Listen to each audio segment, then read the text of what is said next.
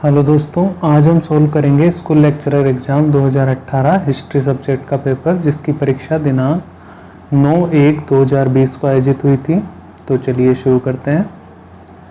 देखिए, इसमें पहला प्रश्न है, निम्नलिखित में से कौन सा भक्ति संत कृष्ण का उपासक नहीं था? ऑप्शन है वल्लभाचार्य, मीराबाई, सूरदास और रामानंद। तो इसका सही उत्तर होगा रामानंद। रामानंद जो थे वो कृष्ण के उपासक नहीं थे, बाकी वल्लभाचार्य, मीराबाई और सूरदास जो थे वो कृष्ण के उपासक थे। नेक्स्ट क्वेश्चन देखिए, निम्नलिखित में से कौन सा एक अलवार संत है? तो इन ऑप्शंस में से अलवार संत है अंदाल। अंदाल जो है वो अलवार संत है। नेक्स्ट क्वेश्चन, ये सुमेलित करना है। तो देखिए, शेख निज़ामुद्दीन औलिया, शेख निज़ामुद्दीन औलिया जो थे वो चिश्ती थे, चिश्ती। बहाउद्दीन जकारिया, बहाउद्दीन जकारिया जो थे वो सुहरावर्दी थे, सुहरावर्दी। मियाँ मीर कादिरी थे और अहमद सरहिंदी जो थे वो नक्शबंदी थे। ठीक है, शेख निज़ामुद्दीन औलिया चिश्ती थे, बहाउद्दीन जकारिया सुहरावर्दी थे, मियाँ मीर कादिरी थे और अहमद सरहिंदी नक्शबंदी थे। नेक्स्ट क्वेश्चन, निम्नलिखित यूरोपियन व्यापारिक कंपनियों के भारत में आगमन का सही कालक्रम चुनिए। मतलब यूरोपीय व्यापारिक कंपनियां जो भारत में आई थी उसका सही कालक्रम क्या था? तो देखिए, उसका सही कालक्रम था, सबसे पहले आए थे पुर्तगाली, उसके बाद आए डच, उसके बाद आए अंग्रेज और उसके बाद आए थे फ्रांसीसी। तो सही कालक्रम है पुर्तगाली, डच, अंग्रेज और फ्रांसीसी। नेक्स्ट क्वेश्चन देखिए, भारत में निम्न में से कौन सी डच बस्ती नहीं थी? तो माहे जो थी वो डच बस्ती नहीं थी, माहे डच बस्ती नहीं थी। बाकी बालासोर डच बस्ती थी, चिंसुरा डच बस्ती थी और नेगापट्टम भी डच बस्ती थी। नेक्स्ट क्वेश्चन, फ्रांसीसियों द्वारा मद्रास अंग्रेजों को वापस लौटाया गया। तो फ्रांसीसियों द्वारा मद्रास अंग्रेजों को एक्स ला शैपेल संधि 1748, एक्स ला शैपेल संधि 1748 के द्वारा फ्रांसीसियों के द्वारा मद्रास अंग्रेजों को वापस लौटा दिया गया था। अगला प्रश्न देखिए, ब्रिटिश ईस्ट इंडिया कंपनी के बारे में निम्नलिखित में से कौन सा कथन असत्य है? मतलब 4 कथन दे रखे हैं, इनमें से असत्य कथन छांटना है। तो पहला कथन देखिए, 1609 ईस्वी में कैप्टन हॉकिंस सूरत में फैक्ट्री खोलने की अनुमति लेने के इरादे से जहांगीर के दरबार में आया। ये कथन सही है। दूसरा कथन है, जहांगीर ने पहले तो अनुमति दे दी परंतु बाद में पुर्तगालियों के दबाव में आकर मना कर दिया। यह भी सही है। तीसरा कथन है, जब अंग्रेजों ने स्वाली में एक पुर्तगाली बेड़े को हरा दिया तब जहांगीर ने अंग्रेजों के हित में फरमान जारी किया। यह भी सही है। तो इसमें जो ये चौथा नंबर का है यही गलत होगा। पुर्तगाली बेड़ा टॉमस रो के नेतृत्व में हराया गया, तो ये गलत है। अगला प्रश्न देखिए, बसीन की संधि कौन से आंग्ल मराठा युद्ध से संबंधित है? तो जो बसीन की संधि थी वो द्वितीय आंग्ल मराठा युद्ध से संबंधित थी, सेकंड आंग्ल मराठा युद्ध से बसीन की संधि संबंधित है। अगला प्रश्न है, 1799 में टीपू की मृत्यु के बाद मैसूर की गद्दी पर वेलेजली ने किसे बिठाया? तो 1799 में जब टीपू की मृत्यु हो जाती है तो उसके बाद मैसूर की गद्दी पर वेलेजली कृष्णराज को बिठाता है। किसको? कृष्णराज। नेक्स्ट क्वेश्चन देखिए, बंगाल में द्वैध अथवा दोहरा शासन किसने समाप्त किया? तो बंगाल में द्वैध अथवा दोहरा शासन समाप्त किया था वॉरेन हेस्टिंग्स ने, Warren Hastings. Next question, Shivaji की मुगलों के साथ प्रथम मुठभेड़ 1657 में हुई थी। उस समय दक्षिणी मुगल साम्राज्य का गवर्नर कौन था? तो उस समय दक्षिणी मुगल साम्राज्य का गवर्नर था औरंगजेब, जब शिवाजी की मुगलों के साथ प्रथम मुठभेड़ हुई।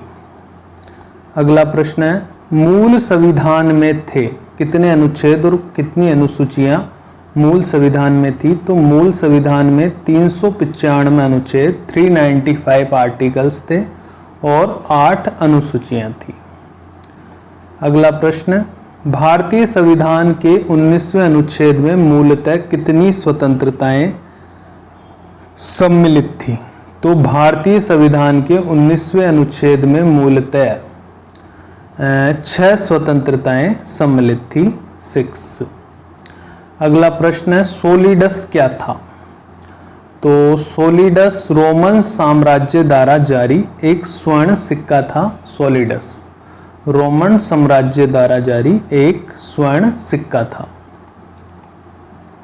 अगला प्रश्न है, निम्नलिखित में से कौन सा सुमेलित नहीं है? तो यहाँ भाषा और क्षेत्र दे रखे हैं, इनमें जो सुमेलित नहीं है उसे छांटना है। कॉप्टिक भाषा मिस्र सही है, प्यूनिक भाषा उत्तरी अफ्रीका सही है, केल्टिक भाषा स्पेन भी सही है, आरामाइक भाषा पश्चिमी यूरोप यह गलत है। नेक्स्ट क्वेश्चन, निम्नलिखित में से चीनी सभ्यता के विषय में कौन सा कथन सही नहीं है? कौन सा कथन सही है? सही विकल्प का चुनाव कीजिए।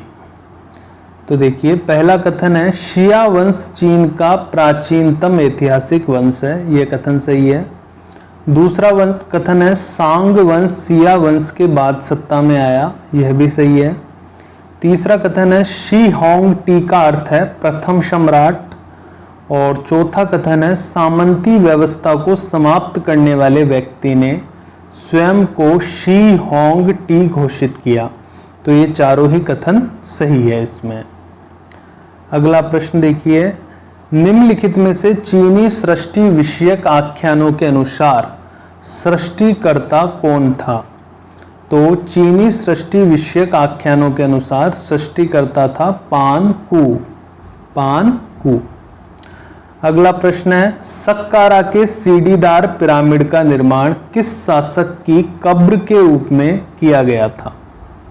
सक्कारा के सीढ़ीदार पिरामिड का निर्माण किस शासक की कब्र के रूप में किया गया था? तो इसका सही उत्तर है जोसेर। जोसेर शासक। अगला प्रश्न है, रानी क्लियोपेट्रा निम्नलिखित में से किससे संबंधित थी? रानी क्लियोपेट्रा संबंधित थी मिस्र से। मिस्र। अगला प्रश्न है, किस भौगोलिक क्षेत्र को रोमन साम्राज्य का हृदय कहा जाता है? तो रोमन साम्राज्य का हृदय कहा जाता है भूमध्य सागर को। किसको? भूमध्य सागर। अगला प्रश्न है, हिजरी संवत का आरंभ किया था? तो हिजरी संवत का आरंभ किया था अली ने। किसने? अली ने। नेक्स्ट क्वेश्चन, निम्नलिखित को सुमेलित करना है। मुस्लिम पद और अर्थ दे रखा है जिनको हमें सुमेलित करना है। तो देखिए, शिरा।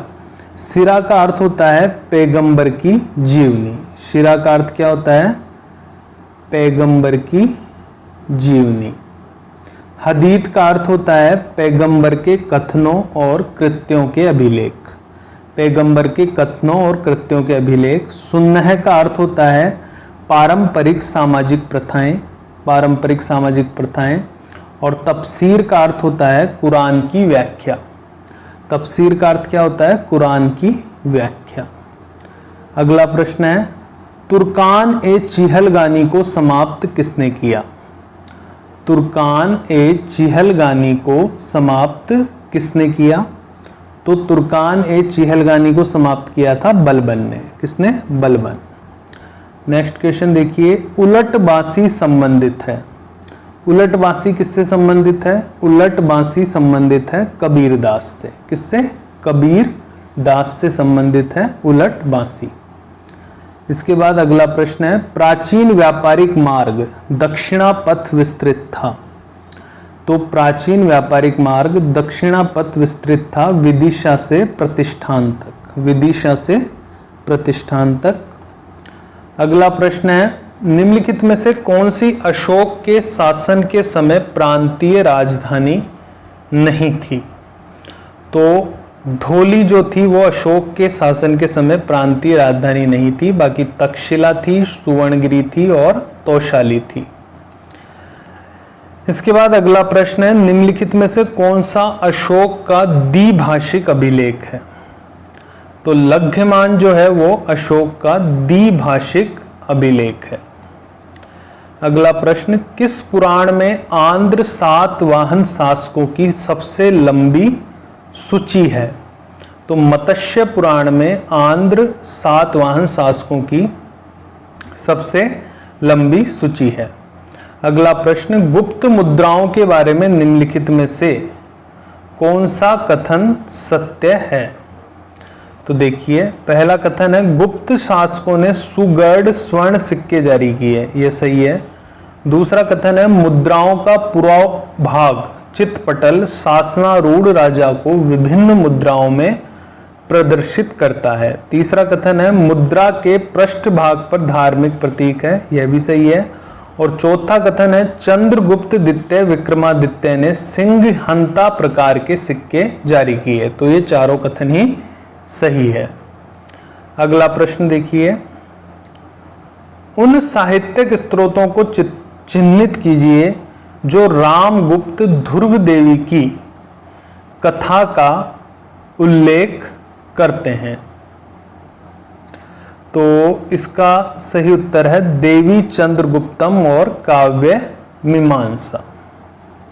उन साहित्यिक स्रोतों को चित्रित कीजिए जो रामगुप्त ध्रुव देवी की कथा का उल्लेख करते हैं। तो वो साहित्यिक स्रोत है देवी चंद्रगुप्तम और काव्य मीमांसा। अगला प्रश्न देखिए, मुंडित सिर वाली गुप्तकालीन बुद्ध मूर्ति प्राप्त हुई है। कहाँ प्राप्त हुई है? मुंडित सिर वाली गुप्तकालीन बुद्ध मूर्ति जो है वो मानकुंवर प्रयागराज में प्राप्त हुई है। कहाँ पे प्राप्त हुई है? मानकुंवर प्रयागराज। अगला प्रश्न है, निम्नलिखित में से कौन सा नाटक भास्कृत नहीं है? निम्नलिखित में से कौन सा नाटक भास्कृत नहीं है? तो रतनमाला जो है वो भास्कृत नाटक नहीं है, बाकी पंचरात, कर्णभरम, अविमार्कम ये सब नाटक भास्कृत हैं। अगला प्रश्न, गुप्त काल में पूर्वी भारत से होने वाले सामुद्रिक व्यापार का सबसे बड़ा केंद्र था।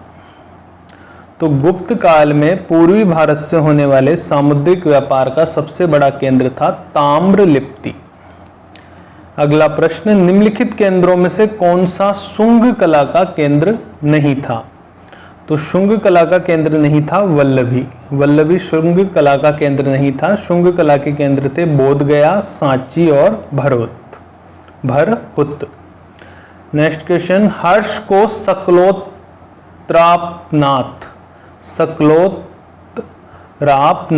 कहा गया है। तो हर्ष को सकलोत्रापनाथ कहा गया है CU की ग्रंथ में। अगला प्रश्न है, विद्वान जो हर्षवर्धन के दरबार में नहीं था। तो बाण भट्ट था, मातंग दिवाकर भी था, मयूर भट्ट भी था। मयूर शर्मन जो था वो हर्ष के दरबार में नहीं था। अगला प्रश्न, राजपूत प्रशासन में आय और व्यय का विवरण रखने वाले अधिकारी का नाम क्या था? तो राजपूत प्रशासन में आय और व्यय का विवरण रखने वाले अधिकारी का नाम था अक्षय पटलिक। क्या नाम था? अक्षय पटलिक। अगला प्रश्न है, पल्लवों के काल में शिक्षा का प्रमुख केंद्र था। तो पल्लवों के काल में शिक्षा का प्रमुख केंद्र था कांची। कांची जो था वो पल्लवों के काल में शिक्षा का प्रमुख केंद्र था। अगला प्रश्न है, संगम युगीन मंत्रियों के पद का वास्तविक नाम था। संगम युगीन मंत्रियों के पद का वास्तविक नाम था अमेचार। इसके बाद अगला प्रश्न देखिए, कौन सा इंडोनेशिया का विशालतम हिंदू मंदिर त्रिमूर्ति ब्रह्मा, विष्णु, शिव, महेश को समर्पित है? तो प्रम्बनन मंदिर जो है वो इंडोनेशिया में वो त्रिमूर्ति ब्रह्मा विष्णु महेश को समर्पित है। अगला प्रश्न, कंबोडिया में अंकोर वाट मंदिर का निर्माण किसके द्वारा करवाया गया? तो कंबोडिया में अंकोर वाट मंदिर का निर्माण सूर्यवर्मन द्वितीय के द्वारा करवाया गया था। अगला प्रश्न, निम्नलिखित में से कौन सा शहर मुगल काल में एक महत्वपूर्ण व्यापारिक केंद्र नहीं था? तो गोलकुंडा जो था वो मुगल काल में एक महत्वपूर्ण व्यापारिक केंद्र नहीं था। बाकी आगरा, बुरहानपुर और लाहौर मुगल काल में आगरा, बुरहानपुर और लाहौर मुगल काल में महत्वपूर्ण व्यापारिक केंद्र थे। गोलकुंडा मुगल काल में एक महत्वपूर्ण व्यापारिक केंद्र नहीं था। इसके बाद अगला प्रश्न है, बदायूनी के अनुसार अकबर ने जजिया किस वर्ष समाप्त किया था? तो अकबर ने जो जजिया कर था वो 1579 में समाप्त किया था बदायूनी के अनुसार। इसके बाद अगला प्रश्न देखिए, मुगल कालीन चित्रकार जो शिकार के चित्र बनाने में निपुण था? तो इसका उत्तर है मंसूर। मंसूर जो मुगल कालीन चित्रकार था वो शिकार के चित्र बनाने में निपुण था। इसके बाद अगला प्रश्न देखिए, निम्नलिखित में से किस इमारत में पित्रा द्यूरा का प्रथम बार प्रयोग किया गया? तो पित्रा द्यूरा का प्रथम बार प्रयोग किया गया एतमादुद्दौला के मकबरा। एतमादुद्दौला के मकबरे में पित्रा द्यूरा का प्रथम बार प्रयोग किया गया था। अगला प्रश्न है, निम्नलिखित में से कौन सा युग्म सुमेलित नहीं है? तो देखिए, जहांगीर विलियम हॉकिंस सही है, शाहजहां ट्रेवरनियर सही है, औरंगजेब मनुची सही है, अकबर टॉमस रो यह सही नहीं है। अकबर टॉमस रो सही नहीं है। अगला प्रश्न है, सूची 1 में विद्रोहों को सूची 2 से सुमेलित करना है, मतलब विद्रोह और उसका स्थान कौन सा है? तो देखिए, सन्यासी विद्रोह। सन्यासी विद्रोह का स्थान था बंगाल। विजयनगरम विद्रोह का स्थान था आधुनिक आंध्र प्रदेश। वेलुथाम्पी विद्रोह का स्थान था त्रावणकोर और कोलियों का विद्रोह का स्थान था गुजरात। अगला प्रश्न है, राजमहल पहाड़ियों में यदि पहाड़ियां जीवन का प्रतीक फावड़ा था तो संथालों का प्रतीक क्या था? तो संथालों का प्रतीक था दराती। अगला प्रश्न, 1857 की क्रांति का महत्वपूर्ण परिवर्तन क्या रहा? तो 1857 की क्रांति का महत्वपूर्ण परिवर्तन रहा कि कंपनी से क्राउन को शक्ति का स्थानांतरण हो गया। कंपनी से क्राउन को शक्ति का स्थानांतरण हो गया।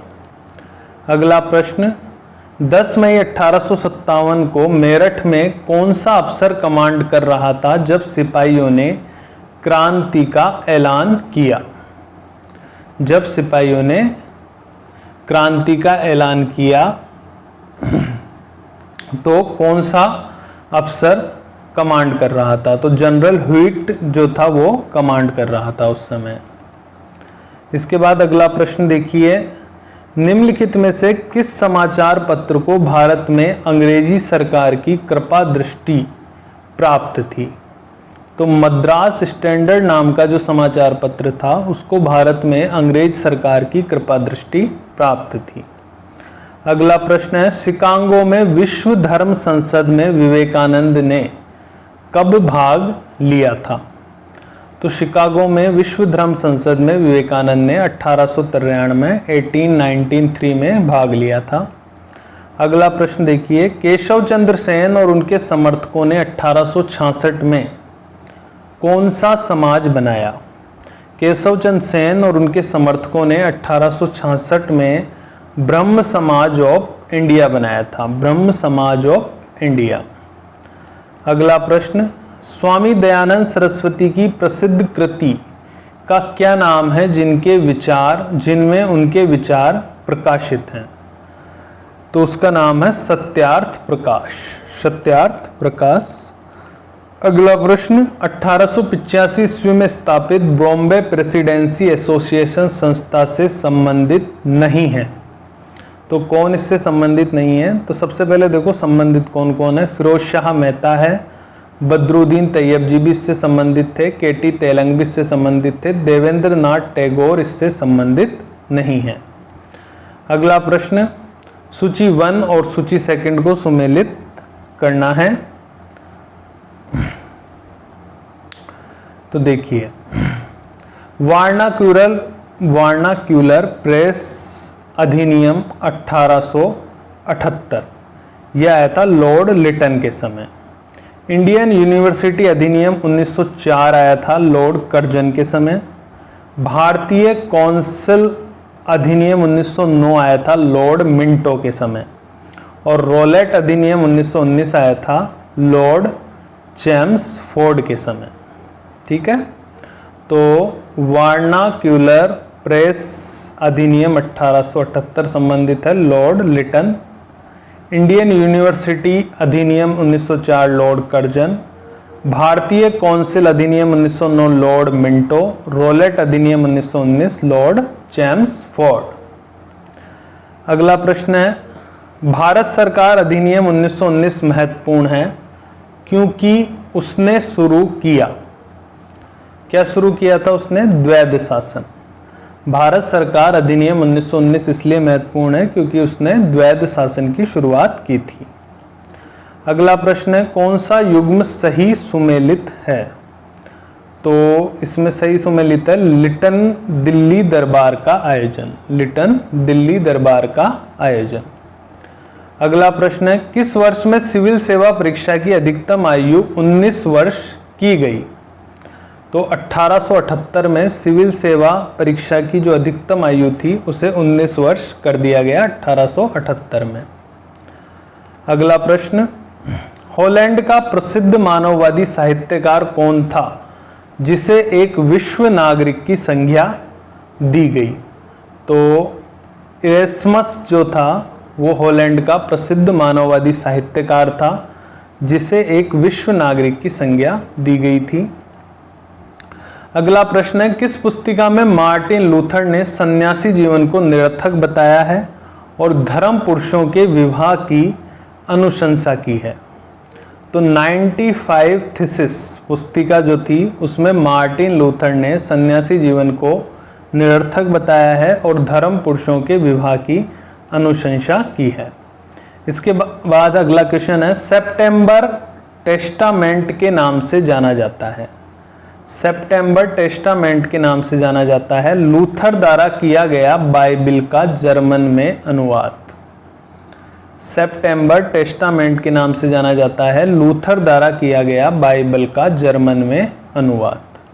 अगला प्रश्न देखिए, अंग्रेज सैनिकों और उपनिवेशों के मध्य कौन सा युद्ध 17 जून 1775 को लड़ा गया?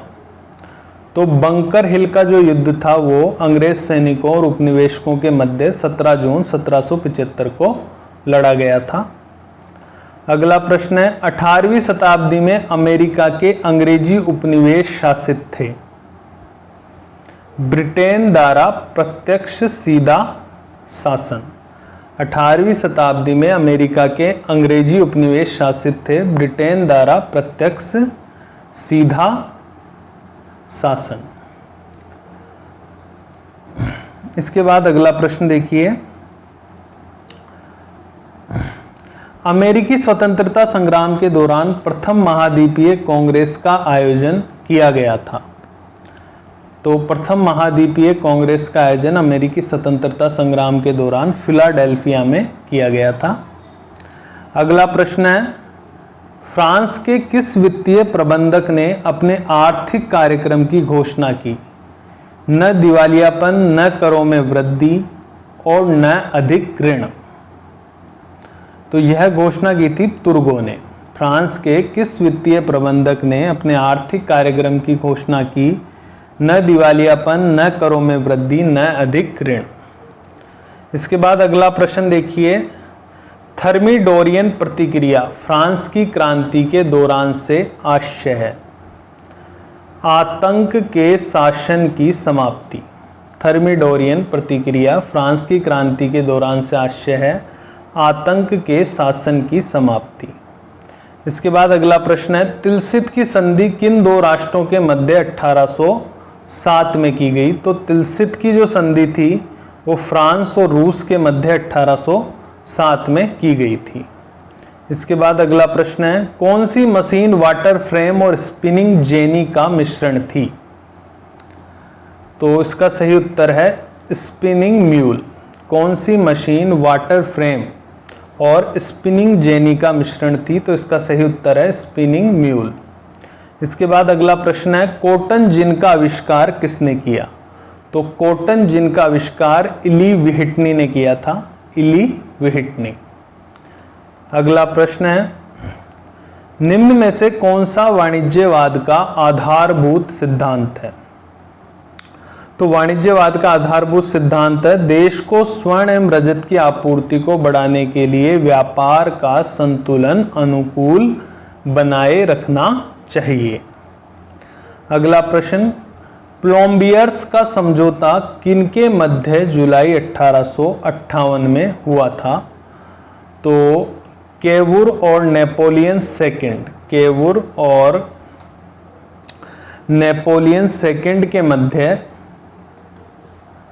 जुलाई 1858 में प्लोम्बियर्स का समझौता हुआ था। अगला प्रश्न, राजनीतिक एकीकरण से पूर्व जर्मनी के आर्थिक एकीकरण में किस व्यवस्था ने योगदान दिया? तो वो व्यवस्था थी ज़ोलवरिन, ज़ोलवरिन।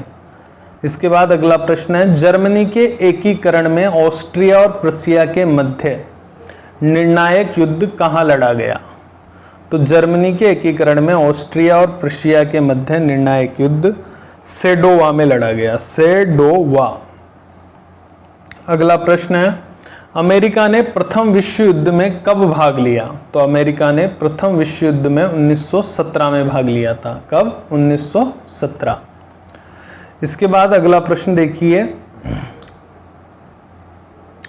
प्रथम विश्व युद्ध से पूर्व हुए गठबंधनों को सुमेलित कीजिए।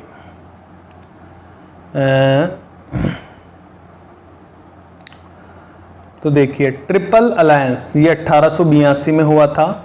इंग्लैंड फ्रांस की संधि 1904 में हुई थी। रूस और फ्रांस की संधि 1894 में हुई थी और ट्रिपल एतांत जो था वो 1907 में हुआ था। अगला प्रश्न है, 1920 में 25 सूत्री नाजी कार्यक्रम की रचना किसने की? 1920 में 25 सूत्री नाजी कार्यक्रम की रचना हिटलर ने की थी। किसने? हिटलर ने। अगला प्रश्न, इटली ने 1936 में किस अफ्रीकन राज्य पर अधिकार किया? इटली ने 1936 में किस अफ्रीकन राज्य पर अधिकार किया? अबिसीनिया, अबिसीनिया। अगला प्रश्न, निम्नलिखित देशों में से किस देश ने सुरक्षा के उद्देश्यों से मेजिनो लाइन का निर्माण कराया था? तो मेजिनो लाइन का निर्माण कराया था फ्रांस ने। अगला प्रश्न, निम्न शासकों को उनके वंश से सुमेलित कीजिए। विजयालय चोल, पुलकेशिन प्रथम चालुक्य, सिंहवर्मन पल्लव और विजयादित्य चालुक्य। अगला प्रश्न, स्मारक और स्थान को मिलाना है हमें।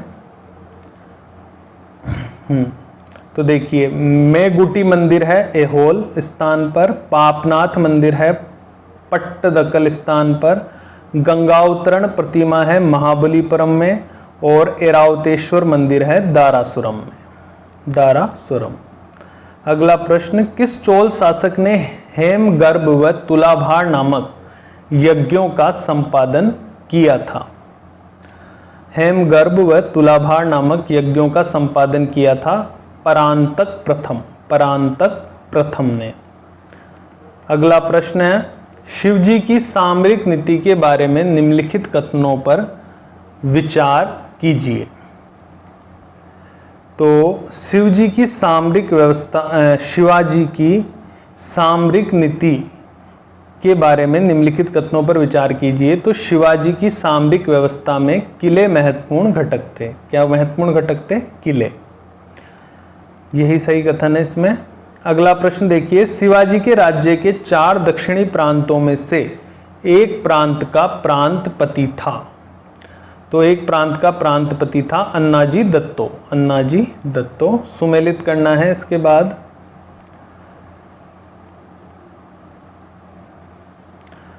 हाँ, तो देखिए, सुभाष चंद्र बोस भारतीय स्वतंत्रता लीग के अध्यक्ष थे।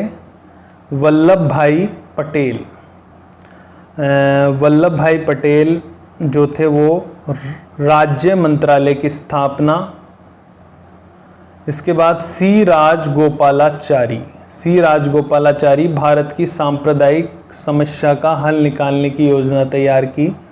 और इसके बाद डॉक्टर राजेंद्र प्रसाद संविधान सभा के अध्यक्ष थे। तो सुभाष चंद्र बोस भारतीय स्वतंत्रता लीग के अध्यक्ष थे, वल्लभ भाई पटेल राज्य मंत्रालय की स्थापना, सी राजगोपालाचारी भारत की सांप्रदायिक समस्या का हल निकालने की कोशिश में, और डॉक्टर राजेंद्र प्रसाद संविधान सभा के अध्यक्ष। इसके बाद अगला प्रश्न है, 16 अगस्त 1946 को मुस्लिम लीग ने किस रूप में मनाया था? 16 अगस्त 1946 को तो प्रत्यक्ष कार्यवाही दिवस के रूप में मुस्लिम लीग ने इसे मनाया था। इसके बाद अगला प्रश्न है, यंग इटली का संस्थापक था। तो यंग इटली का संस्थापक था मेजीनी। अगला प्रश्न, समाजवादी पत्र अवांटी का संपादक था। समाजवादी पत्र अवांटी का संपादक था मुसोलिनी। अगला प्रश्न, निम्नलिखित में से कौन सा लेनिन की प्रसिद्ध अप्रैल थीसिस का हिस्सा नहीं था? जार को गलत कामों के लिए सजा, ये उसका हिस्सा नहीं था। उसका हिस्सा थे युद्ध का अंत, बैंकों का राष्ट्रीयकरण और भूमि का किसानों को हस्तांतरण। अगला प्रश्न है, 1911 की क्रांति के समय चीन पर किस राजवंश का शासन था? तो 1911 की क्रांति के समय चीन पर मंचू राजवंश का शासन था। किसका? मंचू राजवंश का शासन था। अगला प्रश्न देखिए, अंतर्राष्ट्रीय मुद्रा कोष की स्थापना निम्नलिखित में से किस सम्मेलन की शर्तों के तहत हुई थी? तो ब्रेटन वुड्स सम्मेलन की शर्तों के तहत IMF की स्थापना हुई। इसके बाद अगला प्रश्न है, संयुक्त राष्ट्र संघ के चार्टर पर कहाँ हस्ताक्षर हुए थे? तो संयुक्त राष्ट्र संघ के चार्टर पर सैन फ्रांसिस्को में हस्ताक्षर हुए थे। इसके बाद अब ये साइकोलॉजी के प्रश्न हैं। देखिए, शैक्षिक प्रक्रिया में मुख्य तत्व है। तो शैक्षिक प्रक्रिया में मुख्य तत्व हैं अधिगमकर्ता, शिक्षक, अधिगम अनुभव, अधिगम प्रक्रिया और अधिगम परिस्थितियाँ। अगला प्रश्न है, शिक्षा मनोविज्ञान वैज्ञानिक विधि से प्राप्त किए जाने वाले मानव प्रतिक्रियाओं के उन सिद्धांतों के प्रयोग को प्रस्तुत करता है जो शिक्षण और अधिगम को प्रभावित करते हैं। तो इसका यह कथन किसका है? यह कथन है एलिस क्रो का, एलिस क्रो। अगला प्रश्न, उस विधि का नाम बताइए जो भविष्यवाणियों के अतिरिक्त कथन कारण सिद्धांत पर आधारित है। प्रयोगात्मक विधि, प्रयोगात्मक विधि। अगला प्रश्न, मनोविज्ञान का कौन सा संप्रदाय व्यवहार के विश्लेषण में अवचेतन विचारों, भावनाओं एवं स्मृति पर आधारित है? मनोगतिक संप्रदाय। अगला प्रश्न है, अधिगम के संज्ञानात्मक क्षेत्र सिद्धांत का प्रतिपादन किसने किया? तो संज्ञानात्मक क्षेत्र सिद्धांत का प्रतिपादन कर्ट लेविन ने किया, कर्ट लेविन। किशोरावस्था वह काल है जिसमें बालक और बालिका मानसिक, भावनात्मक, सामाजिक और शारीरिक रूप से बाल्यावस्था से वयस्कता की ओर बढ़ते हैं। यह किसने कहा? तो यह कहा था जर्सेल्ड ने, जर्सेल्ड। अगला प्रश्न, निम्नलिखित में से किसने किशोरावस्था से संबंधित अध्ययन किए? तो स्टैनले हॉल ने किशोरावस्था से संबंधित अध्ययन किए थे। इसके बाद अगला प्रश्न है, विकास के संबंध में कौन सा कथन गलत है? तो यह कथन गलत है कि यह परिपक्वता तक चलता है। सही कथन है गर्भावस्था से प्रारंभ हो जाता है, यह परिवर्तनों की प्रगतिशील क्रम है, यह एक सतत प्रक्रिया है, यह सही कथन है। अगला प्रश्न, व्यक्ति अपनी गलतियों से सीखता है, यह कथन अधिगम के किस सिद्धांत पर आधारित है? तो यह आधारित है प्रयास एवं त्रुटि के सिद्धांत पर। किस सिद्धांत पर? प्रयास एवं त्रुटि। अगला प्रश्न, निम्नलिखित में से कौन सा कथन सत्य नहीं है? तो विकास एक मात्रात्मक प्रक्रिया है, यह कथन सत्य नहीं है। सत्य कथन है वृद्धि एक जैविक प्रक्रिया है, शिक्षण एक लक्ष्य उन्मुख प्रक्रिया है और अधिगम जीवन भर चलने वाली प्रक्रिया है। अगला प्रश्न, हमारे पाठ स्थूल से प्रारंभ होकर सूक्ष्म में समाप्त होना चाहिए, यह किसने कहा है? तो यह कहा है स्पेंसर ने। किसने? स्पेंसर ने। अगला प्रश्न है, एक महत्वपूर्ण अधिगम सिद्धांत यह है कि नई अनुक्रिया का सुदृढ़ीकरण किया जाता है, तो यह इसका उत्तर होगा पुनः बलनधारा। पुनः बलनधारा। इसके बाद है संज्ञानात्मक मनोविज्ञान के प्रतिपादक थे, तो संज्ञानात्मक मनोविज्ञान के प्रतिपादक थे जीन पियाजे। अगला प्रश्न, अधिगम प्रक्रिया में समस्यात्मक परिस्थिति का प्रत्यय किसने दिया? समस्यात्मक परिस्थिति का प्रत्यय कोहलर ने दिया था। किसने? कोहलर। अगला प्रश्न, व्यवहारवाद मनोविज्ञान को बनाता है। एक क्या बनाता है? विज्ञान। व्यवहारवाद मनोविज्ञान को विज्ञान बनाता है। अगला प्रश्न, मानसिक स्वास्थ्य विज्ञान नियमों का समूह है जो व्यक्ति को स्वयं तथा दूसरों के साथ शांति से रहने के योग्य बनाता है, यह किसने कहा? यह कहा था कोलेस्निक ने। कोलेस्निक। नेक्स्ट, व्यक्ति एवं सांस्कृतिक प्रतिरूप नामक पुस्तक किसने लिखी? तो यह लिखी थी जे.एस. प्लांट। जे.एस. प्लांट ने यह पुस्तक लिखी थी। अगला प्रश्न है, आदतों को किसके माध्यम से अर्जित किया जाता है? तो आदतों को पुनरावृत्ति के माध्यम से अर्जित किया जाता है। किसके माध्यम से? पुनरावृत्ति के माध्यम से। अगला क्वेश्चन है, गोलमैन के अनुसार भावनात्मक बुद्धि के कितने भाग होते हैं? तो गोलमैन के अनुसार भावनात्मक बुद्धि के 5 भाग होते हैं। 5 भाग। इसके बाद अगला प्रश्न है, किसी वस्तु या कार्य से जुड़ी भावनाएं हैं, तो किसी वस्तु या कार्य से जुड़ी भावना है व्यक्ति के संज्ञानात्मक घटक। व्यक्ति के संज्ञानात्मक घटक।